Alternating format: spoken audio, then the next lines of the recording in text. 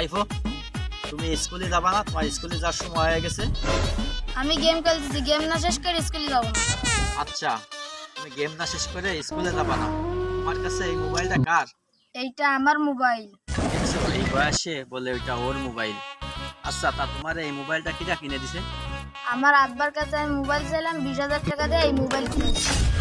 ভাই, এই যুগের পোলাপানগুলো দেখা মনে হচ্ছে আমাদের যুগে আমরা কাঙ্গাল ছিলাম। আমাদের যুগের সময় আমরা বাপের কাছ থেকে 10 টাকা পাইতাম না স্কুলে গিয়ে টিফিন খাওয়ার জন্য, আর ওর বাপে নাকি ওরে মোবাইল কিনে দিছে। একটা কথা মানেন ভাই, এই জেনারেশনের পোলাপান নষ্ট হওয়ার পিছনে সব থেকে বড় অবদান তার মা বাবার। এই যে ছোট বয়সে 20,000 টাকা দিয়ে মোবাইল কিনে দিছে, এখন গেম খেলা শুরু করেছে, আর একটু বড় হবে তখন অনলাইন জুয়া খেলা শুরু করবে।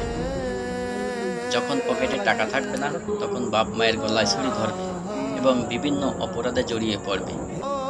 কি দরকার ছিল এতটুকু পোলারে মোবাইল দেওয়া? কি দরকার এমন শখ পূরণ করে তাদের ভবিষ্যৎ নষ্ট করা? হয় ঠিক কথা, এখন স্কুল বাদ দিয়ে গেম খেলতেছে, এই ছেলেরা কি ভালো হবে?